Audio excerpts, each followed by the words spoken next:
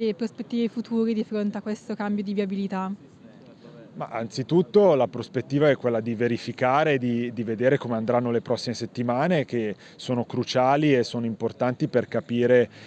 come funzionerà il sistema, se ci sono dei piccoli ulteriori miglioramenti da apportare nel sistema definitivo. In fondo non dobbiamo dimenticare che questo comunque è un sistema di cantiere che avrà la sua versione definitiva fra qualche settimana. Poi, come ogni grande cambiamento della città, si porterà con sé anche degli ulteriori ricadute, penso alle ricadute nel quartiere di Giubiano, alla viabilità appunto anche del Viale Borri che andrà verificato capendo quali sono i miglioramenti che ci saranno, la via Gasparotto, quindi tante cose sono collegate a questo intervento e direi la prima grande novità è quella legata al benvenuto di coloro che vengono da fuori Varese. Questa è appunto la prima immagine che molti si vedranno, un'immagine molto diversa da quella del passato, sarà importante capire come accoglieranno questo nuovo benvenuto della città di Varese.